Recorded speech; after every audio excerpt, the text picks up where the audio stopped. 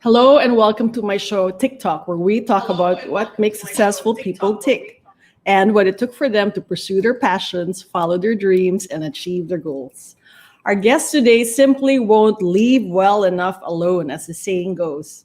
Fearlessness is an understatement when it comes to describing her confrontational approach to art, as she refuses to stop taking issue with what she feels is wrong and painful and exposes all the wounds, ills, and struggles of women, men, society, government, leaders, oppressors, and country until her message stings us awake.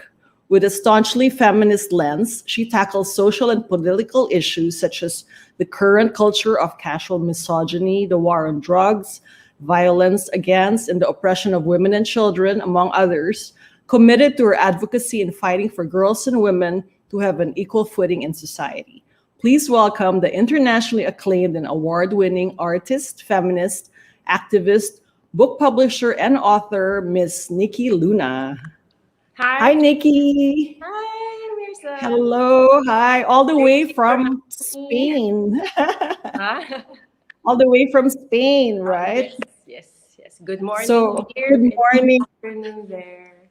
So honored to have you with us here today during Women's Month, which you've said is one of your busiest months of the year as a feminist. Yeah, definitely. But it should be all year. Right, right. Should be every day. Women's Day I should be every know. day. So tell us a little bit about when and why you moved to Spain. Well, actually, I was doing a lot of shows out of the country, Right. and at the same time, prior to that, I had a scholarship in London, but I we moved here because of the pandemic as well. Okay. It was hard to get home, and I had a lot of commitments for a few shows. So we were gonna stay here for a bit. Right. And what's life there now like for you as an artist, as a mom? Um, as an artist, it's well, since I already have some connections with other artists, Right, right. curators, I am still able to engage with them. But again, because of COVID, it's a different way that we're Right. navigating it. Everything is sort of online, which allows you to work better at home, Right, right. especially when you have children. Although I have to give credit to my husband because he's the reason why I'm able to do a lot of things because he is a big part of raising our kids. Actually, he raises them for me while Wow. I need to do certain things that require more of my mind and my presence there, because it's a lot of research. Many of the things I do, it it makes me invest so much of my thoughts, my time, which can Right. really deplete your energy. So Wow. coaches football, so I guess his work is a bit lighter. But then again, it boils down to having a partner, a husband, or whoever. They always have to be involved to help advance women's careers as well. Right. And that's a kind of partner a feminist or every woman actually should aspire to have. Yes, someone involved. So what are you currently working on, or I've seen in your Instagram that you're currently exhibiting in New York and you have Yes. something in Iloilo. Oh yes. Um, Actually, the one in New York is for the biennial of AIR Gallery, which is a feminist gallery since the 1970s. wow. So it's a very prestigious gallery only because of how it started, the movement, and how it continues to support women from all over the world. My show there is something I shared one piece only because it's really like a celebration of reimagining the future, basically reimagining history. you know, Wow. because all of us have a very dark history, especially if you come from a colonial country. Right. So I was trying to reimagine, but obviously I pointed out the reality of women from our country. So I used a piece that I had exhibited already. It was from my one woman show at Silver Lens in Slab 20 before. And I showed one of the crowns, a beauty pageant crown, Right. where it played a recording of the question and answer, winning question and answer of Miss Brooke USA. Like Okay. the exact words were, if there was something outrageous and you could do it for one day, what would it be and why? Like if there were no Right. rules, something like that. And during that time, when prior to making this work in 2015, I was already working in a community in Agham Road, Quezon City, in the demolition, the one that feared, repeated state demolitions from the government because they were going to build something or widen the road. I forget the exact reason, but what happened was, all of a sudden they were demolished. They were tear gas. They were water canoed, and the women were running out. So I've been working with them. So it wasn't like out of the blue. I just happened to ask them these questions. I thought it would be interesting to make them answer the questions from a beauty pageant. And one of the answers here, like from that question, like if you could do something outrageous for one day, what would it be and why? She said, "Oh, maglinis, like to clean, or maglaba, to do the laundry. Oh, mamasyal na lang, to stroll." And then I said, "No, isip ka pa, yun talagang gusto mong gawin." And then all of a sudden she goes, mag-aral. So for her it was something outrageous, which should be Wow. her right. And what's interesting is the answer to that question by Miss USA was, I would eat anything. Like, obviously, she, she was. Right. Right. I can understand what she was. I don't know what she was going through, but I just can imagine how strict their diets were for. I mean, Right. Right. probably 2 years before the pageant, like really strict. So she, in her mind, she just wanted to eat without anyone stopping her, probably. Such a disparity. I'm flashing. Is this the exhibit That's, that you're talking yeah, about? those were one of, yeah, I just showed one though, because it Okay. was a group show. And then the one with the prisoner of the prison Palanga Prisoner Project, which is curated and run by Rosa Zerudo. She's also from Iloilo, and she's been doing. She's the one heading. I'm not sure if you're familiar with it, in Dolls. It's All like right.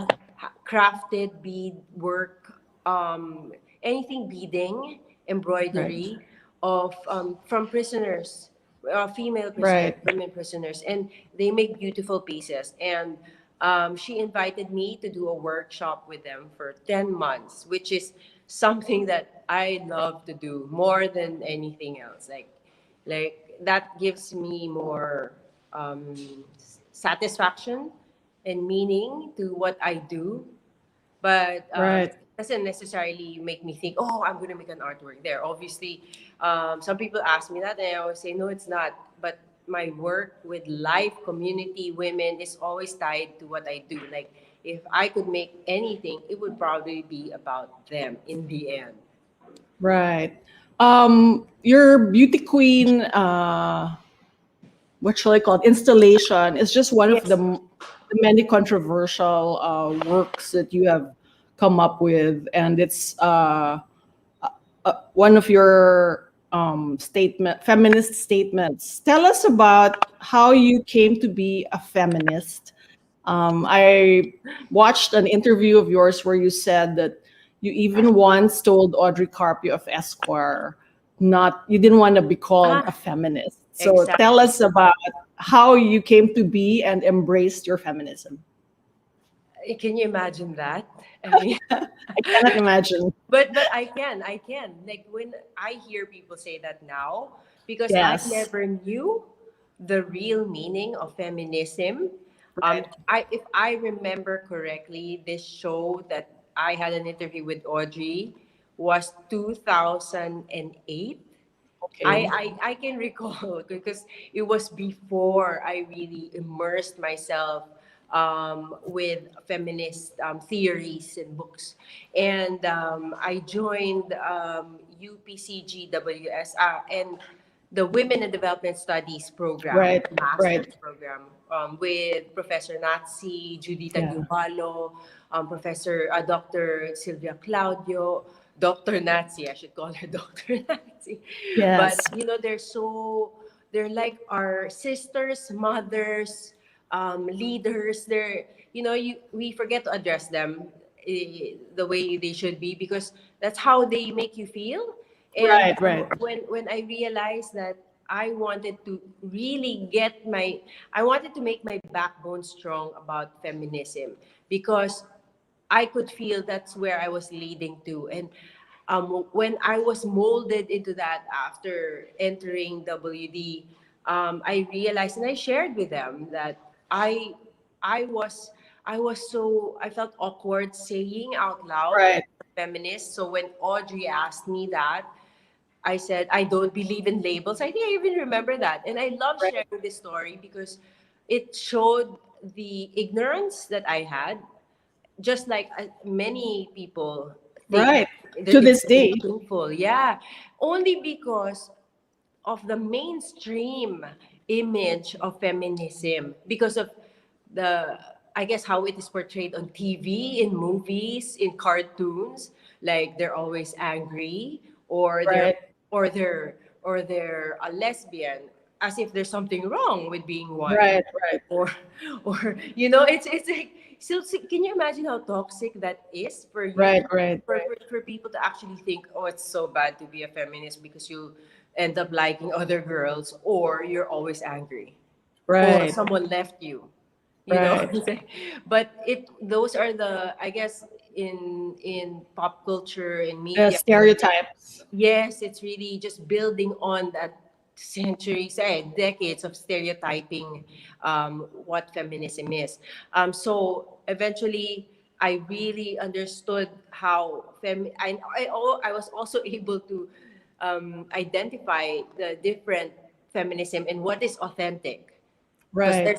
there is that white feminism that we don't want and we refuse as people of color, as um, coming from a colonized country, as Asians, um, and coming from a developing country, we must and always place the marginalized women. If we are to claim we are feminists, we should break that class struggle.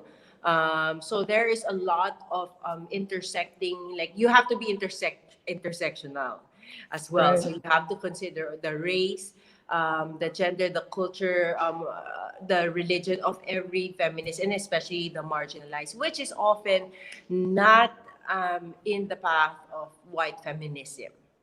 It's Right. very, very limited, and it's almost as if they cannot go to that sphere or dimension.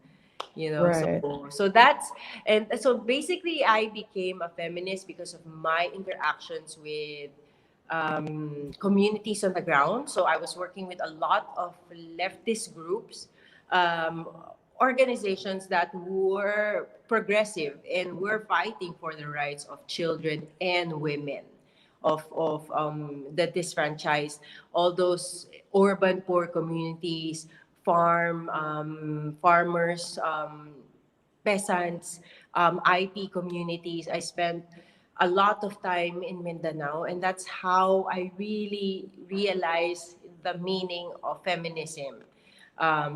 And I think it was just, it became like it became a strong.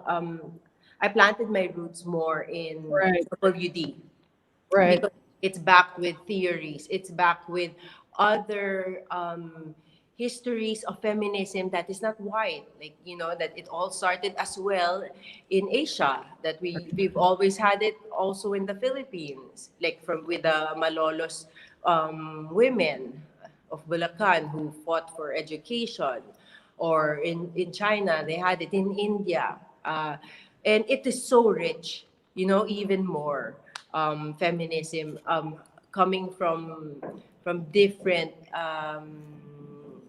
countries that are struggling.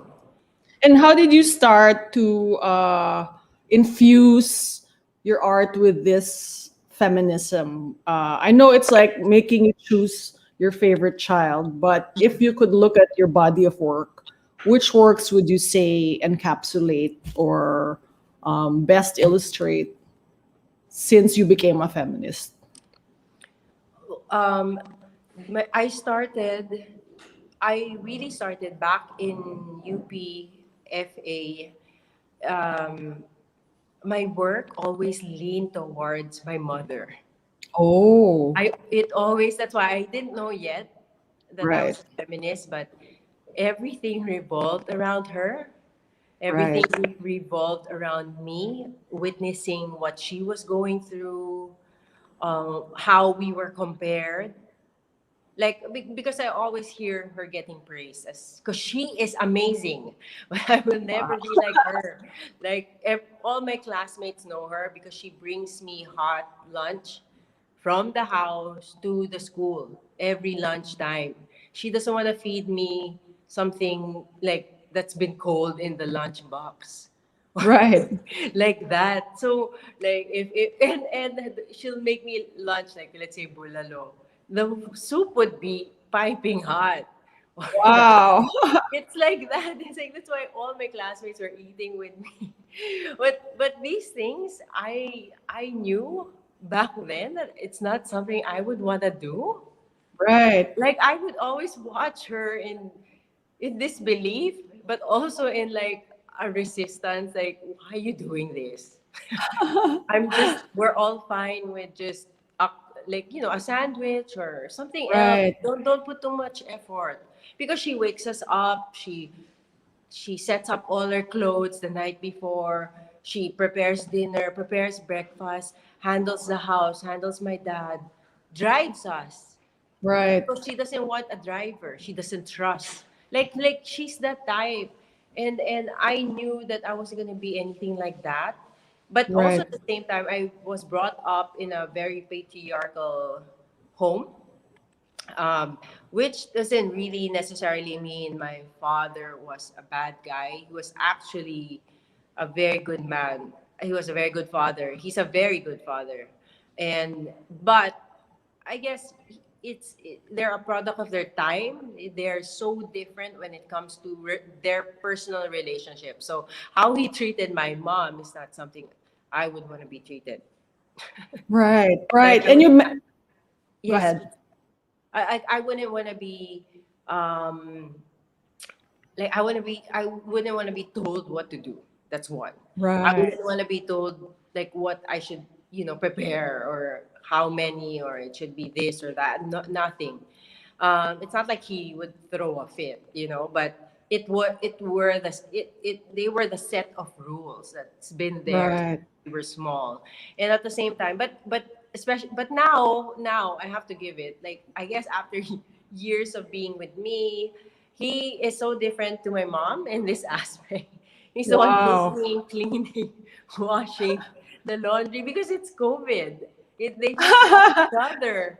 Yeah, so No imagine. choice. And I'd like to pat myself in the back and say I had some influence there Right. somewhere. You helped awaken his consciousness. You did mention in an interview that your mother married your dad when she was a teenager, At and 16. she was totally dependent on him. And you said that your dad told you that you needed to study hard and have a career so you would not grow up to be like your mother. You want to tell us Yes. about that interesting That is so anecdote? interesting, right? Because he would always say this growing up, like as young as 8. years old, and until Wow, so early.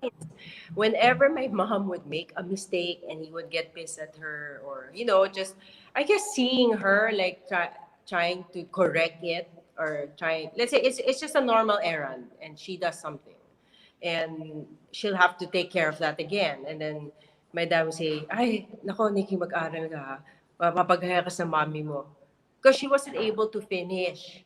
Right, right. And all, her life was us, and she says that's her happiness. But I always challenge that idea or that thought, because if she were given the opportunities the same way I was given, would she still choose this path? Because she's a very wise woman when it comes to her children, but it's so different when it comes to her husband. She really places him on a pedestal, so my mom ended up being the homemaker, Right, the constant server, the constant giver of emotions, love, work, all right, these things that encompasses what you think love is, or relationships should be, but it actually strains a woman. I've seen my mom also get all the stress and pressure, and she would say something out loud, and I can just imagine, like, sometimes I do that and I feel like I'm doing a lot, which I don't. but but sometimes just the time, just thinking, but I'm also, right, but with my mom I can never do anything like what she's done. So right, dad would always say that, like, because I guess he could see the difference in us, and at the same time my father had to fend for himself, right, all the years he lived as a child. He was working to get himself some tuition, to get himself right, some money, and he was able to put himself through school, with of course some help of relatives. But it's so different when you have a caring, set of parents giving that, and he didn't have that. So right, it was so hard for him to achieve this, to land where he's ended, but so he gave it all to us. Everything he's never had, he's never touched, he's only dreamed of, he's given more than just that. Like aside, but his best gift is education with his children, and that's why he kept pushing us that. I think with my mom, because that was they were a product of their time. It was so normalized to marry young, right, right? And then settle, because if you find a guy who's stable, who's hardworking, okay ka na. Obviously, right, that's not the case, right? Because right, we just think that what, the woman doesn't have any other dreams, or she can't right, do both, or can't you help, or I don't know something. But my right, dad did help. He was very very present in our lives, but everything else was my mom. So right, I guess he knew that I wouldn't be able to, like, he knew my character as a right, child. So that's how he really pushed us to value education. And that's where I saw that and now I see it as a point of view where my dad valued, like he wouldn't want me to end up in the situation my mom was in, where she right, had no options, or she felt she had no other right, options. Obviously, an option would be to leave him, right? Or to right, start working again. But that's like not something she could think of, because her right, life at 16 had always been him. right. Yeah. So I was flashing, My Name Is Not Mom, Ah, yes. which was created out of children's old clothes. Yes, yes, that's Right. actually one of my first works. So this was before I was even a feminist. Like Yes. I was proudly saying I was a feminist. So a lot of my works, even my thesis for UP, was milk and diapers. It was really all about motherhood, or it goes back to my mom. Right. She's been my topic before this. Me and Right. her, like, but in a good way, like sort of in a good way, because I never felt I could be at par with her. Right. So the Right. my name is not mom was just the thought of, oh God, I hate that. When even my children now, when they Right. they're only 5 and 6, they would say your name is mommy, and I'm like, no, sorry, this was a year before. I said, Right. no, my name is Nikki Luna. So now they always say my full name, Nikki Luna. And then Right. Mikey is not helping because he would say, my name is Papi. Like, he loves it. He loves it so. But then I always tell them, like, no, you remember, people have their names. Like, this is not Right. the only job of people, Right. being your mommy or being your papi. Because it's so hard. Like, right? I mean, even with, especially in the Philippines, your mom, you really just see them as that.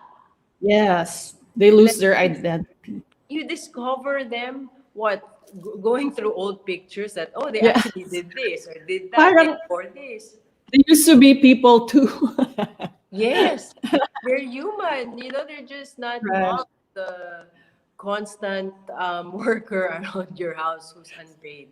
So what I'm flashing on the screen now, is this unmentionables? Oh no, this is Oh, Rebel Woman. oh, okay, sorry. So I This think I was have to backtrack. the second one before Unmentionables. But Okay. this Rebel Woman were made from wedding dresses. Um, Oh, I asked my mom, my tita, so scraps of it, and then I made it to those AK-47s, and I compared how AK-47s in war, like in war areas, countries, right, they use AK-47s because it's affordable, it's disposable, it's easy to use, it's dependable. How does that sound to you? right. And Easy then to that's when use.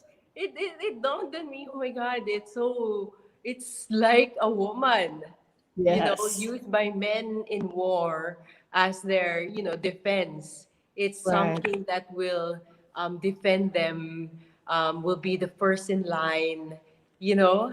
But then right, again, when she goes out of that box of definition of her roles, she is castigated by society right away, just like that, right, But then she's the one saving everybody, and she's the one like pushed there at war. So there's right, the domestic war, and there's the war outside of the domestic sphere, with right, society and institutions, workplace, everything else.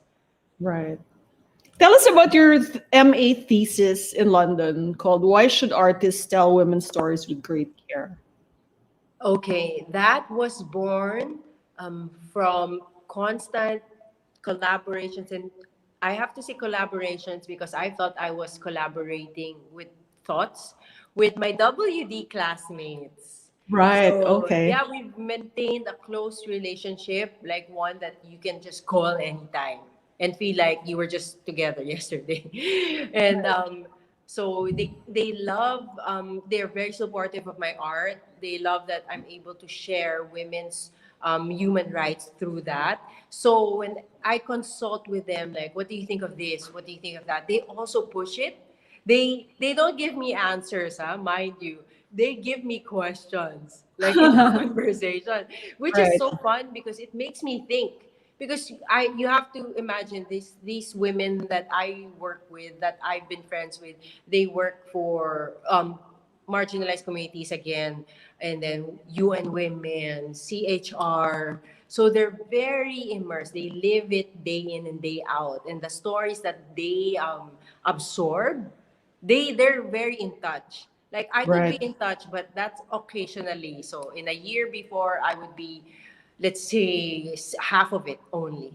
That is my Right. only dedication. Them, this is their work. So Right. there's no better people to consult with this exhibit, this thesis that I had for Goldsmiths, because I felt what I wanted to do was, it was gonna be like this. I wanted to focus on being an artist because my course was on education, on artists being teachers or teachers being artists. And Right. I thought that intersect because artists are educators as well through their Right. work. And but one thing that I noticed that I wanted to shed light on was many artists actually use women's stories loosely or irresponsibly or carelessly, like it's as if they weren't human at all, like even in let's say in photography, journalism, there's that aspect as well, right? When someone gets the story, the relationship ends, or the way it's delivered, it's not considering the feelings The feelings. Right. of the woman. It's just disregarded completely, you know. So I wanted to shed light on that. So I was trying to share why should artists tell women's stories with great care, and I did this by deconstructing centuries of masters, artists from Degas to Lautrec, to contemporary artists who I won't name because they're here in Oh, Spain and UK, but there's like a lot of right. they neglect like Right. that they're human. Like I'll give you an example. Um, so let's say the artist Degas.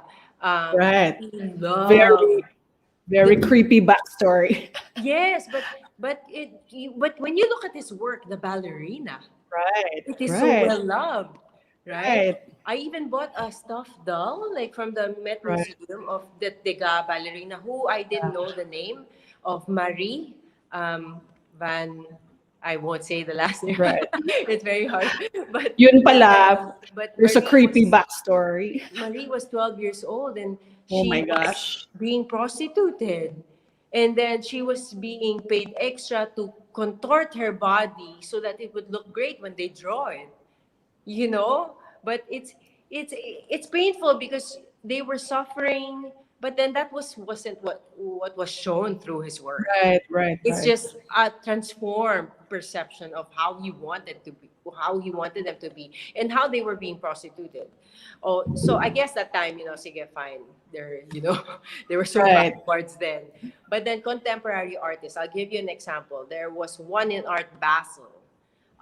It was a scandal almost because remember the Me Too movement, and then a lot of women started being open about their experiences, like they would tweet it or share it on social media, but that is their account. So even if it's public, that is their right, to express it out loud. What happened was one of the artists showing on Art Basel made massive installations, billboards of the actual tweets and Yes. images of Right. the women. And it had a tag of, I think, almost $250,000. Nothing was going to the women. They weren't even consulted, even if it was announced that they were working on this for 2 years. So you can obviously see the blatant disregard, of women's stories. And I thought, through my work in my thesis, this is how I deconstructed it. And what I did was I coordinated, like I asked curators and artists, women from different countries. I had a prompt. My prompt was trigger warning. My prompt came from an actual woman who said, "But you enjoyed raping me." Okay? And I asked my artist friends and curators to react on that prompt. And luckily, a lot of them reacted through a visual artwork. Some Okay. were even 3D, like a dead rose. Wow. Yeah. And then I followed I picked those countries, those where the artists and curators came from. I I researched on the trafficking of girls and organs. But apparently they had the same route.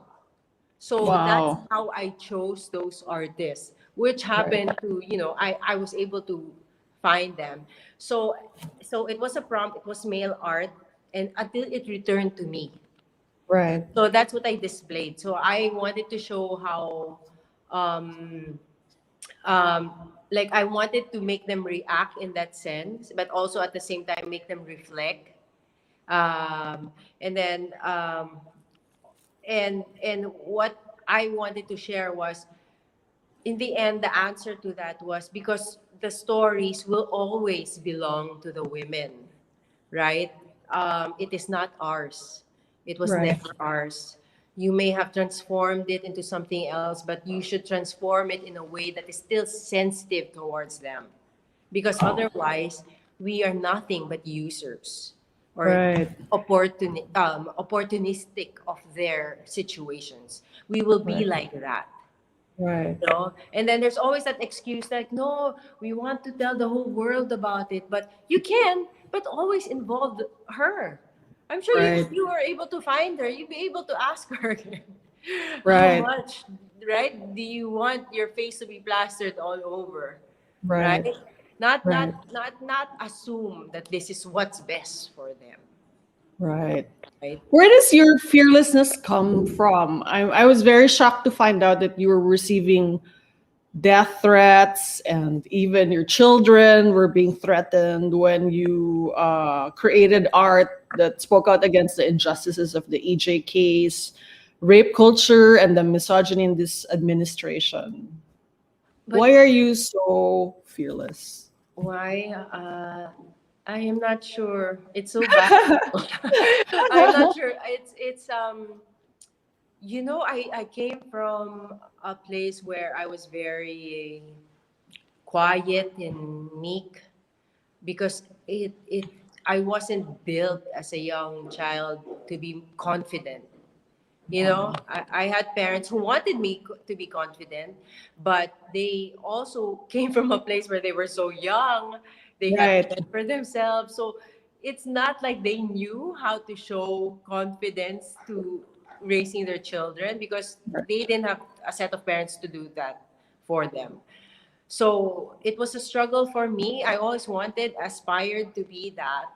Um, but I guess my fearlessness came from just my parents who still kept telling me, this is one thing that they would say, gawin mo yung gusto mo, basta hindi ka nakakatapak ng tao. And dahil hindi ka pinapakain yan. So huwag kang matakot kung anong gusto mo gawin. It's in that Context. yes, it's like, and it's true.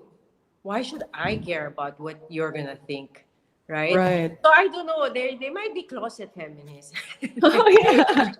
Without their knowing it. No, but then it's really, it boils down to knowing how to defend your rights. Right. Just how to feel you own it because you are a person and you deserve it. And I Right. guess the fearlessness was molded again only because of my art. That's very that's something that no one can take away from me. I always did what I had envisioned in my eyes, my mind. Right. Like I Right. would make it. I don't care what you think. I don't care if it's ugly for you. I never, those things never crossed my mind. So I guess that's Right. a very fearless, Right. extremely fearless because I know, your people can be conscious of what they make. But Right. me, I never had that. Not even Right. the economic side of it, like, oh, is this gonna make money? I was fearless about creating. Right. Maybe it stemmed from that, and at the same time, I became much more fearless after being a feminist. Yes. After really getting that strong foundation, that backbone on me, like I could speak it and know that what I'm sharing is correct. You know, Right. I knew that there's so much. You cannot fear what you can say or what you should do. It's more of like an obligation, a responsibility for me, as a woman, as an artist. I feel I have an obligation as an not just an artist but as a woman to others. So I Right. cannot have that fear. So I guess that pushes me. And talking about the death threats and the rape threats, actually, I've always been and I oppose everything. I mean, there Right. have been, I don't remember, like Era, Arroyo, not just Noy, not just Duterte, Right. but it was only this administration um, where I received real threats. So that's only through social media. Right. Yeah, I know it says only because it's so common now. It's so normal. Right. It's not. It's not like I'm the only one who gets this. But maybe I was getting it in 2016. Right. They didn't like the topics that were about Duterte and his misogynistic pattern. Right. That I would put out there because the work itself, I feel like it doesn't really talk about it. But when it's published or promoted or shared in social media, obviously that's when they get triggered by it, and they send anonymous, very Right. cowardly done. But it's painful because I remember receiving a rape threat for my daughters, and I felt she was only 2 back then, Yeah. Oh my and gosh. and I thought I was so used to it, but it made me cry. It Oh, of made me cry. course. It made me lock my messages out because I don't think I could ever read it because it was so explicit. It was so detailed that it was something you could probably imagine. I've seen it. I've witnessed it, and I just the thought that someone placed it in my hand that they're gonna do that to my child brought me fear. And Right. I'm not ashamed to say that I fear these people because they're real. Right. They could really harm you, and Right. in by numbers they could harm more people. And that part, I do fear that reality that people can really damage you, harm you, do the most violent thing that you could do, like rape someone. um, those things I am not fearless about because I know it happens every day. But in creating art and talking about women's rights, I am fearless. But I know the realities, and sometimes I hold back because I know it's not easy. It's not easy for those who have already experienced these brutalities. Right. When you say you hold back, you don't. Do you mean you don't hold back on your art, right? No, Because no, it doesn't stop you. no. I hold back on how let's say, because I deal with a lot of women who come to me, even here in Spain. Right. I couldn't take myself off the ground. So now Right. I've managed to join all these groups that are Filipinos. But at the Okay. same time, I made a realization that they lack information that could help them know their rights. So a lot of them fear because they don't have papers, fear Yeah. deportation or something, but then they have the rights, they won't get deported. But they also fear um, unemployment, being unemployed. So what happens is they agree in unfair labor wages. It's Wow. really bad, and treatments because there's nothing there to come home to now, especially now. A lot of them Yes. have been telling me they'd rather stay here, earn less, even half, just not to go home Right. because they won't be able to send anything because they'd be jobless there. Can you Right. imagine having to work almost the whole day, 12 hours, and then only get paid not it's like you're supposed to have a minimum wage of 1 with limited hours, like normal working hours of someone in the office. Right. No, they don't do that. They abuse them. A Right. lot of them, you look for workers that agree that they don't have papers yet because they make them cling on to that. So the longer they hold on to no papers, the longer they're dependent on them. That Wow. so I managed to organize, and I'm now Wow. creating this informational zine for them, a booklet. Okay. Diba? Wow. So, kasi those are the things, and become like, we have a WhatsApp group. They call me because a lot of them don't have anyone to talk to, and they would even send me recordings of their abuse. Oh my It, gosh. it's quite it's quite a lot of emotional attachment and investment, because there's no way to, there's no way to go but that. You need to be connected to them. I'm not Right. saying they're you, I've always felt I need to be connected to fellow Filipinos. And, sadly, many of them also supported the current administration. It's because I think it's really just the lack of information, so those are the things that I hope can help them. I'm not trying to transform them overnight, but for sure they will. I mean, if I could say I wasn't a feminist before, where I am now, I mean, they could change. And I've seen this with union leaders who never Right. thought they could lead, and they were the reason, like, organizations in Manila happened. What was the name of that organization? I forget. It started with blue. I forget. Blue Star, something like that. And she was a factory worker, and she became a union leader. And she even separated from her husband, Wow. who was a carpenter, who didn't understand anymore what she was doing, why it was so important. So there could be change. It's so hard to demand from them to care, because how can you care when you have so much burden on your shoulders, right? Right. You become passive, and that's one thing you have to understand. You have to be patient with, because not everyone's an activist, not everyone has that fire in them. Even the activist friends I have who fight for the farmers, you have to allow them, give them that space, that opportunity to learn and unlearn. And it takes time. So it takes commitment from those people who wants to inform them. Wow. Before we talk about your book, which I'm flashing, do you ever get exhausted or drained? I mean, it seems like you're carrying the weight of the feminist world on your shoulders. I am very exhausted. many in many But you know what? I don't think I'm that exhausted, only because I have these other women fighting for that. And Right. it would be so boastful to say I am the one exhausted when I have that privilege. I know my privilege. I know that I can go in and out of their lives. I know the privilege that I am educated and I can do this and help them sort this out. But I'm not walking their shoes.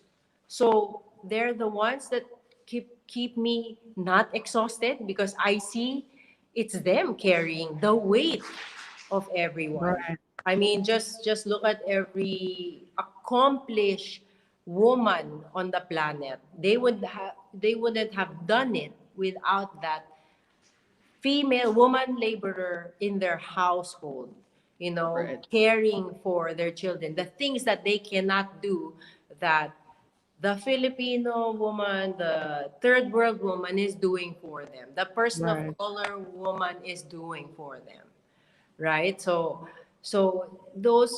I cannot claim I'm exhausted, because what gives me drive and strength is actually seeing that they are living it and they are thriving and surviving. So I'm always, Wow. actually, more often than not, I am ashamed of myself when I feel I'm exhausted. No, I do. Okay. I snap out of it and I'm like, oh my God, I'm already Now I right. feel 10 times more ashamed after hearing that from you. So let's talk about your book, which you published 2 or 3 years ago and is now Yes. being Yes. translated into French and other languages, I believe. Just French for now. Hopefully in Okay. Spanish. But the French picked it up by Bayard Press, and Right. um and and they're lovely. They're great people to work with. I didn't really know they were the biggest publisher in France. Wow. They kept saying, because I was just so busy that time. It was pre-COVID, and I was trying to do a lot of things, and they kept explaining who they were. I never Googled until I Googled. And I said, yeah, sure, let's do this. And so why did you decide to write this book for children? Okay, that part is quite that stems back from me, because I felt as an artist, looking back through my own experiences, um, I have witnessed I have witnessed sexual abuse as a child, um, which is so hard to say because my parents can never wrap their heads around it, and I can just imagine as a parent myself. So I was just thinking during that time and growing up, I always thought, what could have I done? Right. No one knew because it was so hard to tell. And like, what could have I done? Like, because I didn't know that was wrong. I knew I felt it, but I Right. didn't know. But Right. what if we knew beforehand? Right. So that's when I kept thinking, kept thinking. And while I was in my residency in New York for Asian Cultural Council, I wrote 3 books. Actually, this is a series. I wrote 3 books to be able to explain issues that were important to me to a child, like something that they could repeat to themselves. Right. Because having toddlers again, it made me realize how they repeat your Yes. words Yes. again and again, and how just a simple explanation actually sticks to their head and they use it against you. so Right. so I was just thinking, oh, I love my body. Like I never knew that it was really mine. Like because in like the Philippines, at least for me when I was growing up, my mom would give me a bath. Even when you're older, or Oh. maybe right, or Right. you had a helper in the house, and you'll say you're finished. Diba? That was like funny, like. But when you think about it, there was no borders on who can No touch you. boundaries. Right. Yeah, no Or boundaries. every child has to kiss all the relatives. That one. I always felt awkward about that. Like why? But it was seen as disrespectful or even rude. Like, just owning up to your space on a chair, on a bench. Like it was rude to move around even when you felt someone was invading your space, touching your skin. Like Right. you're Right. the one doubting yourself that it was happening. Why are Right. we conditioned to think that way? Now, what if I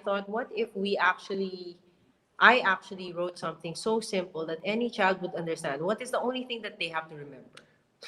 Right. Right? That their body is theirs, no one else's. No one can touch this. Like, who cannot touch this? That's why I enumerated who, right? Whoever, right? It's yours. It's yours. So, that's what triggered me. I thought, okay, it's good. I'm going around talking about women's bodies, our rights, our girls' bodies, that we own them. But when I'm gone, that information could be gone. That could be forgotten. So I thought, what's the best and effective way? And I thought books. So even if you're not there, you're not present, you don't know someone, it's in someone's library, in a bookstore, someone reads it, it makes a big difference. I mean, through our experiences, that's how books are, right? It's just Right. transforms you. One book, one line, one page is gonna make a big difference in your life. So that's why this book came out. Right. And what has the reception been 2 years later? You Very good. also you also said that if you buy the English one, a Tagalog one will be parang you're sponsoring a Tagalog one to be given to the poor Yes, communities. actually, the English are for sale at 400. It's a board book, but the a big chunk of budget for that goes to printing the Filipino, which we haven't been doing. What we were doing was actually sending out more English, um, Okay. because this is Tagalog. Right. So let's say in Mindanao or in the south of the Ah, country. okay. Yeah. Iba. So much okay to send them the English. Okay. Because Right. even if the words are very simple. It's very basic. So I was surprised that I would this would be distributed in public schools all Right, over, right. and I would get random emails from people that like share their experiences that Wow. as a child, the same thoughts that I had, Right. it didn't have happened to them. So Right. now they're giving it to their child. You Right. know, I get all these random things. Just like the I guess it's that effective because that's the same reason the Bayard Press, when they contacted me, when they Right. reached out, they really said, we have a big crush on your book. It's we cannot explain how much we love it. It's just Wow. so simple, but it hits it. It's striking. Right. And that's, I mean, I believe them how much they loved it because they released it twice. So the board Wow. book will be released this April. But that was my main goal. Like I wanted it also to be read and understood not by children, but I had the our, fellow Filipinos in my mind who couldn't read and write but could understand basic words even in English. So I really had that because a lot of the parents are also uninformed, Right. right? True. Right? And I mean, just look at that cyber sexual child I trafficking. know. God, I mean Ah, that really tears my heart apart. It's just because it's their own parents selling them, and they think it's nothing because it's just digital. It's just online. Yeah, I mean, how can it's just so much lack of information. right. Are you publishing the other two books that you wrote or other books for Yes, yes. your publishing house? Actually, there are two more lined up, so there's like five now. It's just, I'm very protective, so I try to publish it through Power Inner Story.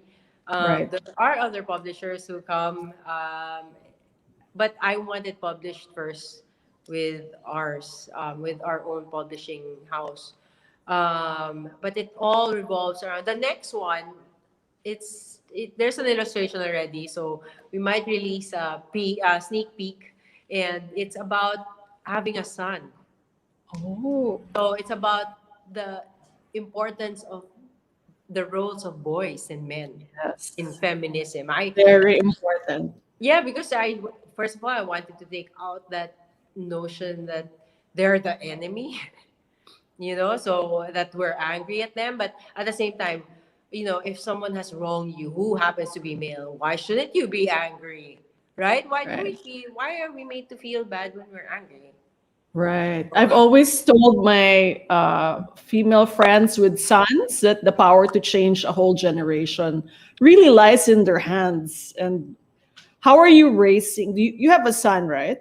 I have two sons. Two sons. How are you raising them to be Oh my God, I'm so feminists? proud of them. I'm very, very proud of them because my older children, my other two sons, have witnessed a part of my life that was very, very hard. It was, it comes from a hard relationship. It comes from a toxic one. Wow. And How old are they? oh, there. Oh my God. you caught Oh, you okay. got me there because the other Oops. one was born 1995. What? The other one was born oh, he's gonna kill me. He's You 18. you I can barely you remember. barely look 25.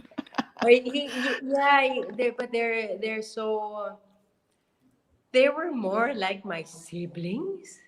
Oh my goodness, I'm shocked They that were you have more like grown my sons. siblings.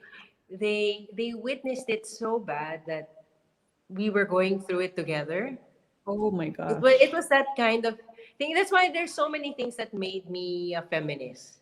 Right. And maybe that part of my life, having my children, my older children, it wasn't the way I planned it, and I was a different person because I wasn't strong. I wasn't as brave. Um, when you're in something, when you're so deep in a toxic environment, you just Yes. allow to be treated that Right. way, and Right.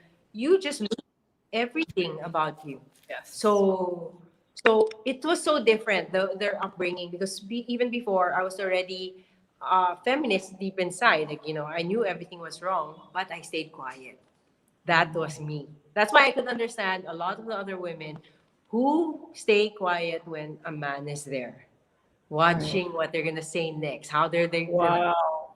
But Yikes. with my two younger daughters now, with the husband I have, my partner, it's, oh my, I've never felt like, okay, this is the normal.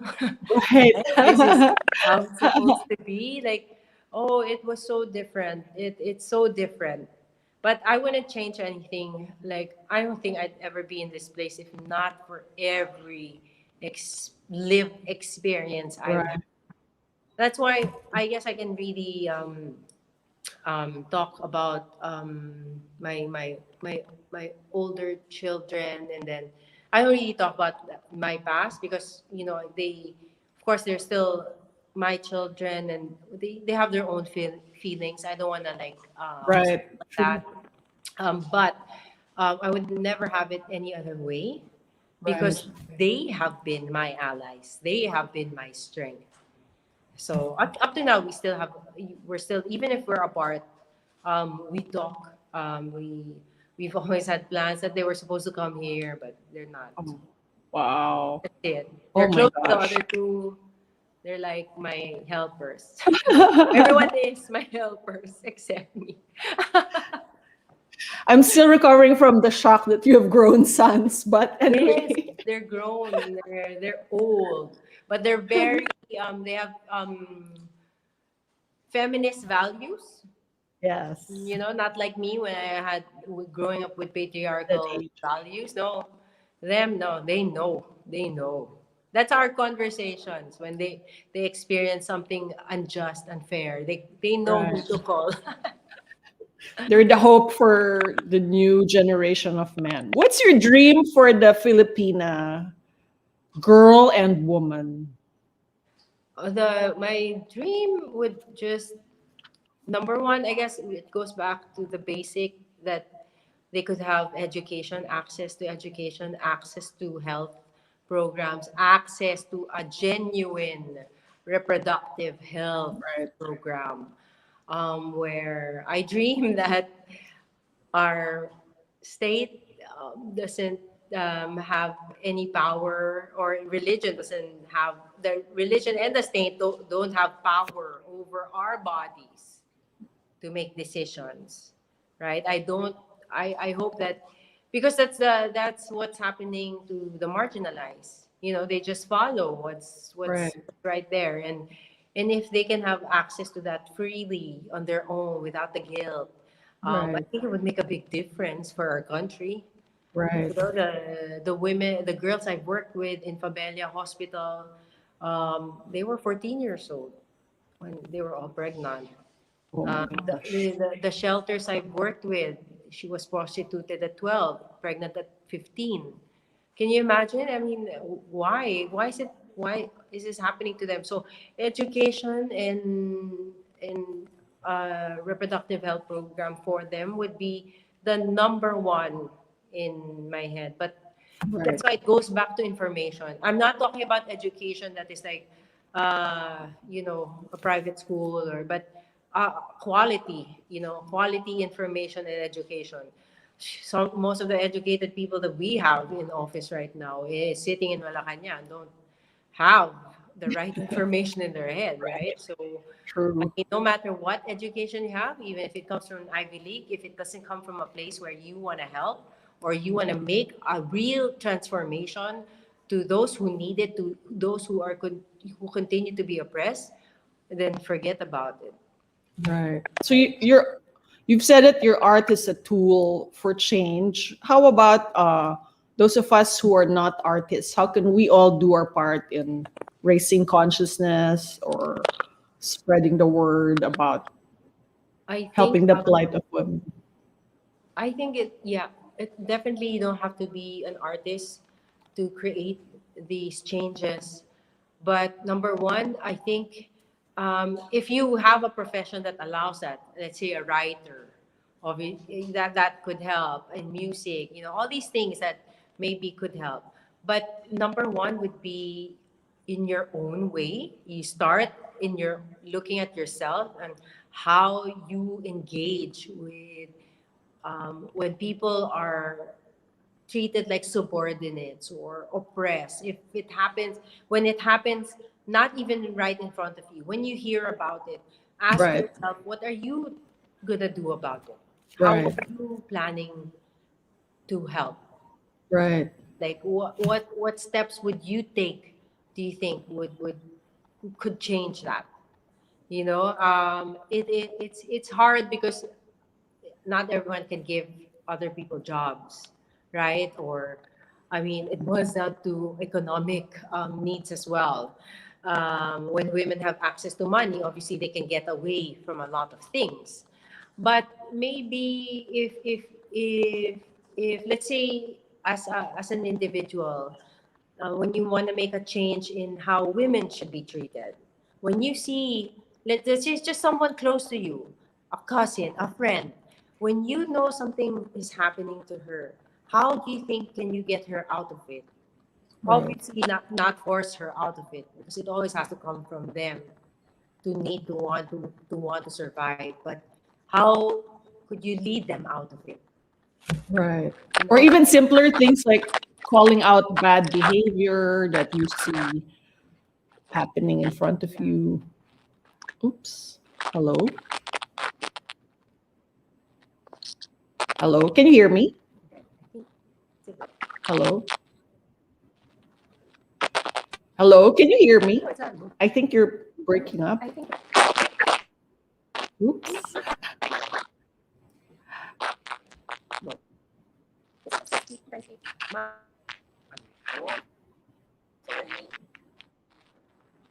Hello? Okay, some technical difficulty there. Hello, Nikki?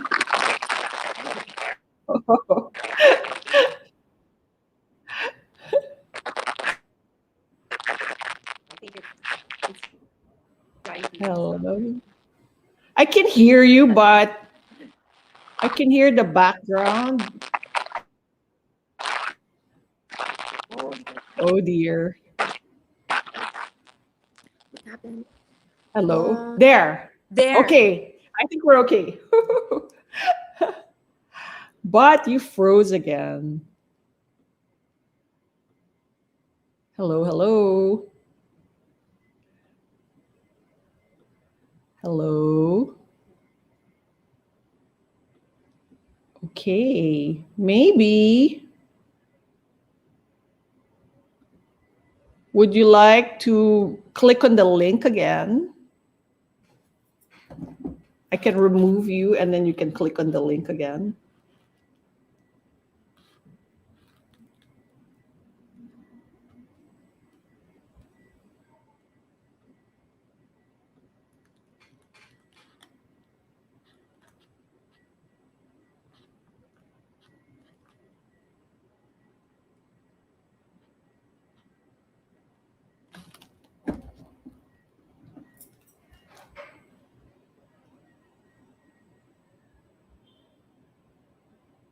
So we're having a technical difficulty and we are waiting for Nikki to come back. So please stand by.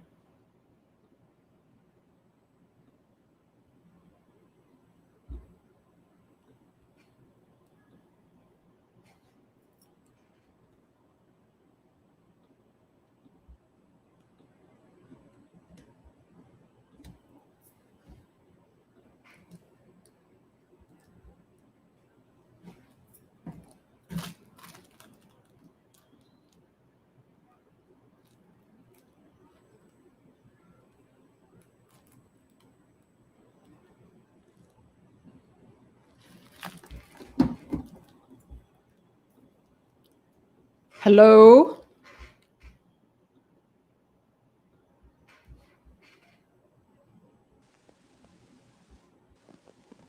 Hello, Nikki. Sorry. Hi. Okay, you're back.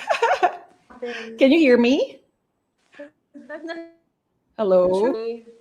I can hear you. Okay, there. Yeah. I think we're okay. Right. Yeah. Hello? Okay. Yeah. I can hear you. So, all right. I wish we could talk for hours and hours more because there's so much to unpack. But I'm thankful for the hour that you gave us. Thank you for continuing to speak out loud and clear through your art in defense and support of the voiceless, and for inspiring all of us also to be fearless like you in finding and using our own voice to do the same. Thank you so much, Nikki. Thank you. Thank you, Mirza, for having me. It was a fun conversation, a heavy conversation, but still Yes. fun. Heavy but very And enlightening and important. Good luck to you there and to the Pinays that you are helping there. And we're looking forward to your next yes. creations. Where can Thank people you. follow you or keep abreast with your work? Me? Oh my God, I'm so Yes. bad in social media. I'm so Oh, bad okay. in social media. Well, maybe I go to only post when I'm trying to nikkiluna.com. find something. But And I'm on social media. your Instagram is Dark Side of the Luna, right? I might change the name. It's all Oh, gonna be okay. art kasi, Okay. but All I right. guess the website would be best. The website Okay. would be best. At least it's there's everything else. If you do Right. politics or Right. Okay. Never miss an update from Nikki. Go to nikkiluna.com. So thanks again, Nikki, and thank happy you Women's so much. Month, hopefully every month. Bye. Bye. Happy Women's Month. Happy Women's Month. Thank you, everyone. This has been TikTok, and I'll see you all very soon. Bye.